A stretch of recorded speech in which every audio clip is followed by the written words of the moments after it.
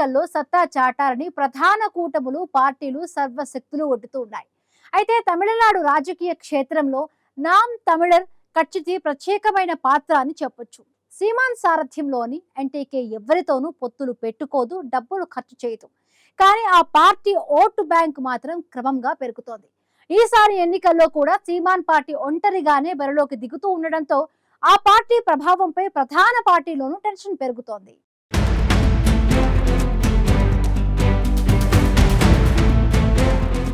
Tamil Nadu assembly ఎన్నికల్లో హోరాహోరీ పోరు నెలకొన్న నేపథ్యంలో ఏ కూటమి లేదా ఏ పార్టీ ఏ స్థాయిలో ఓట్లను ఆకట్టుకుంటుందనే దానిపై సర్వత్రా ఆసక్తి నెలకొంది.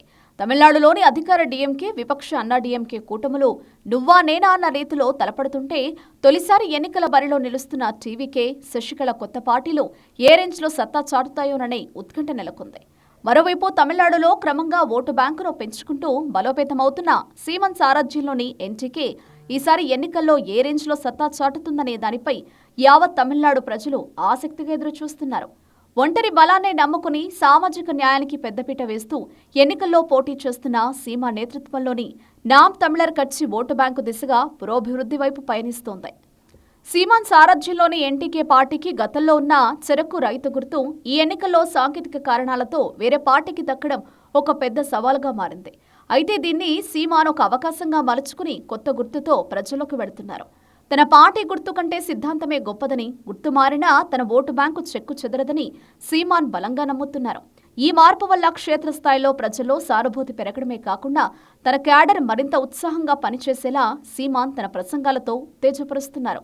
గుర్తు ఏదైనా ఓటు మాత్రం తమిళ జాతీయవాదానికే అనే నిశ్చయంతో సీమాన్ ఎన్నికల ప్రచారం సాగుతోంది. తమిళనాడులోని కీలక వర్గాల ఓటర్లను ఆకట్టుకునేందుకు సీమాన్ తనదైన శైలిలో ప్రచారం చేస్తున్నారు. తొలి ఎన్నికల్లో 1.1% ఓట్లను పొందిన ఈ పార్టీ గత లోక్సభ ఎన్నికల్లో ఏకంగా 8.22% ఓట్లను సాధించింది.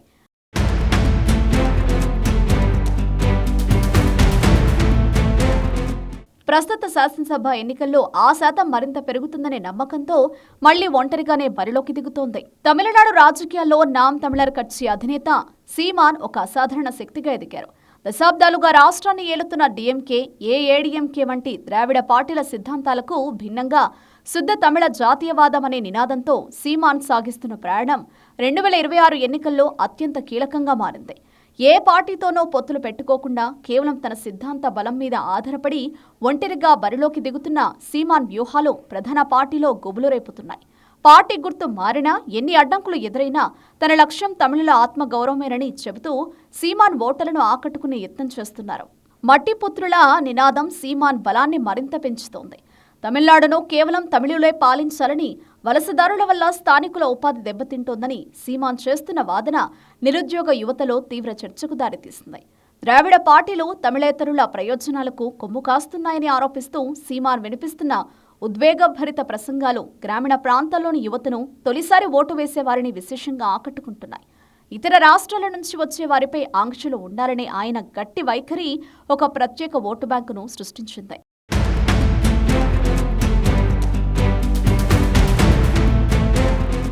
ఇక 2026 అసెంబ్లీ ఎన్నికల కోసం సీమాన్ ప్రకటించిన మేనిఫెస్టో విప్లవాత్మక మార్పులకు వేదికగా నిలిచింది. కేవలం చెన్నై చుట్టూనే అభివృద్ధి కేంద్రీకృతం కాకుండా పాలనా వికేంద్రీకరణ జరగాలని సీమాన్ ప్రతిపాదించారు. ఇందులో భాగంగా తమిళనాడులో పలు ప్రాంతాలను పరిపాలనా కేంద్రాలుగా మార్చాలని సీమాన్ భావిస్తున్నారు.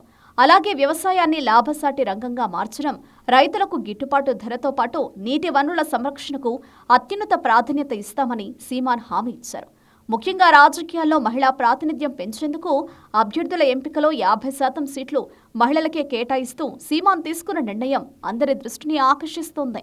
తమిళనాడులో దాదాపు అన్ని పార్టీలు ఏదో ఒక కూటమిలో చేరుతున్నప్పటికీ సీమాన్ పార్టీ మాత్రం తన ఒంటరి పోరాటాన్ని కొనసాగిస్తోంది.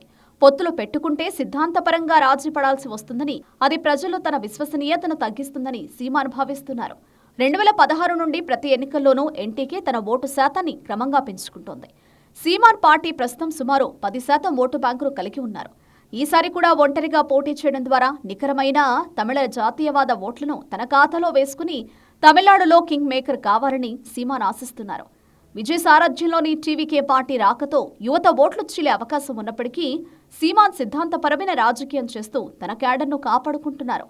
విజయ్ గ్లామర్ పాలిటిక్స్ కు సీమాన్ భావజాలమే సరైన సమాధానమని ఆయన మద్దతుదారులు భావిస్తున్నారు.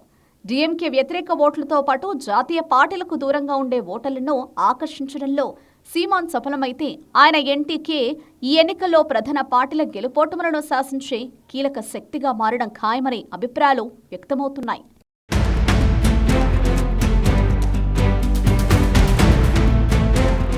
తమిళనాడులో ప్రతి ఎన్నికలోనూ క్రమంగా ఓటు బ్యాంకును పెంచుకుంటూ వస్తున్న సీమాన్ సారథ్యంలోని ఎన్టీకే పార్టీ ఈసారి మరింత మెరుగైన ప్రదర్శనను చేపట్టాలని ప్రయత్నిస్తోంది. తమిళనాడులోని మిగిలిన పార్టీలకు భిన్నంగా తనదైన శైలిలో యువతను ఆకట్టుకుంటున్న సీమాన్ సారథ్యంలోని ఎన్టీకే ఈసారి కింగ్ మేకర్ గా అవతరించాలని భావిస్తోంది. సీమాన్ అంచనాలకు అనుగుణంగా ఆయన పార్టీ ఎన్నికల్లో సత్తా చాటుతుందా లేదా అన్నది చూడాలి.